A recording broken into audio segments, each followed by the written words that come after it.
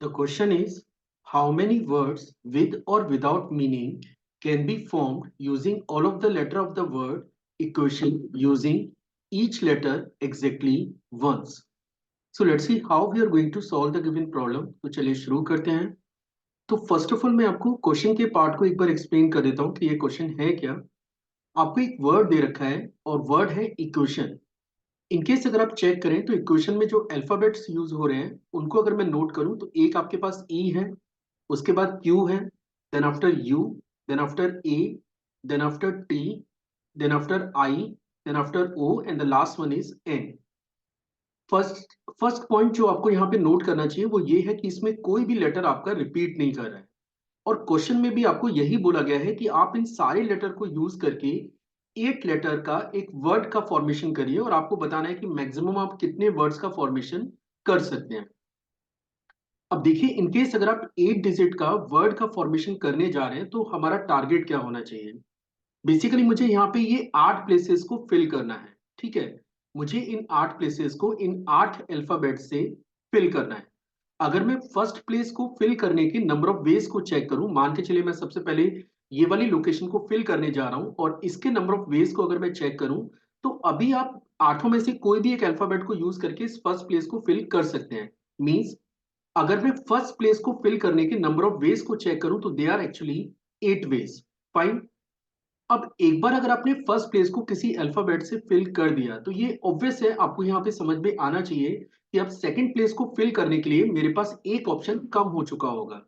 For example मान के चलिए आपने फर्स्ट प्लेस पे टी डाल दिया है, तो ऑब्वियस सी बात है आगे की जितनी भी प्लेसेस हैं उन पे आप दोबारा से टी तो नहीं डाल सकते, क्योंकि क्वेश्चन में ये बोला गया है कि एग्जैक्टली exactly आपको यही 8 अल्फाबेट्स यूज करने हैं और कोई भी अल्फाबेट रिपीट भी नहीं करना है, क्योंकि आपको इन्हीं अल्फाबेट्स को यूज करके रीअरेंज करना है। मीन्स ये जो सेकंड प्लेस है अगर आप इसे फिल करने जा रहे हैं तो इसके नंबर ऑफ वेज आपको मिलेंगे 7।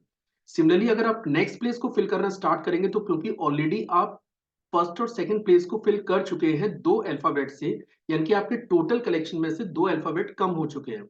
मींस ये जो थर्ड लोकेशन है इसको फिल करने के number of ways 6। Similarly next location को फिल करने के number of ways 5, then after 4, then after 3, then after 2 and the last one is 1। मतलब लास्ट में जो अल्फाबेट आपके पास लेफ्ट आउट होगा वो आपको लास्ट पेज पे फिल करना पड़ेगा। तो देखिए, फर्स्ट ऑफ ऑल तो हमने ये पता कर लिया कि किस लोकेशन को फिल करने के मेरे पास नंबर ऑफ वेज कितने हैं। लेकिन आप जिस इवेंट को हैंडल करने जा रहे हैं उसमें आपको एक्चुअली 8 प्लेसेस को फिल करनी है। 8 प्लेसेस आपको फिल करनी है और हर प्लेस को फिल करने के नंबर ऑफ वेज आप निकाल चुके हैं। अब बात करते हैं कि अगर मुझे ये आठों प्लेसेस एक साथ फिल करनी है तो इसके नंबर ऑफ वेज कितने होंगे। इसके लिए आपको एक ये स्टेटमेंट आपको हेल्प करेगा, that is actually the basic of the permutation combination. एक बार आपको ये डेफिनेशन चेक करना चाहिए, मैं इसको एक्सप्लेन भी कर दूंगा। स्टेटमेंट ये है, if an event can occurs in am different ways. मान के चलिए कोई एक इवेंट है जिसको आप एम डिफरेंट वे से अकर कर सकते हैं। Following with another event could occur in an different ways. इसके बाद एक अनदर इवेंट है जिसको आप एन डिफरेंट वे से अकर कर सकते हैं। Then total number of ways of simultaneous occurrence of both of the events is in a definite order is m into n। means अगर आप दोनों इवेंट्स को एक साथ अकर करवाना चाह रहे हैं तो उसके लिए आपको दोनों के नंबर ऑफ वेज को मल्टीप्लाई करना पड़ेगा। और साथ में यहाँ पे एक और स्टेटमेंट ऐड किया गया है कि ऐसा नहीं कि आप इसको केवल 2 इवेंट्स के लिए फॉलो कर सकते हैं। अगर आपके पास 2 से ज्यादा इवेंट है तो भी ये कॉन्सेप्ट काम करेगा। जैसे यहाँ पे लिखा हुआ है, this can be extended by two any number of events. ठीक है, आप इसे कितने भी नंबर ऑफ इवेंट्स के लिए एक्सटेंड कर सकते हैं। तो बेसिकली आपके पास यहाँ पे 8 इवेंट है। आप देख सकते हैं कि ये पहला इवेंट है, अगर मैं इसको चेक करूं, this is the first event, ये आपका सेकंड इवेंट है, ये थर्ड इवेंट है, dot dot dot the last one is 8th event. पहले इवेंट को परफॉर्म करने के जो आपके नंबर ऑफ वेज है they are actually 8। Second event को परफॉर्म करने के number of ways they are 7। जैसा कि मैंने स्टेटमेंट में आपको बताया कि इन सबको आपको मल्टीप्लाई करना पड़ेगा। तो 8 into 7 into 6 into 5 into 4 and dot dot dot that is 3 into 2 into 1।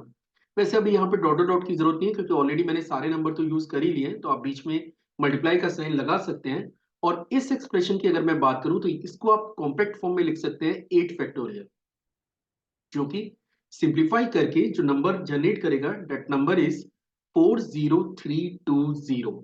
And this is the answer for the given problem.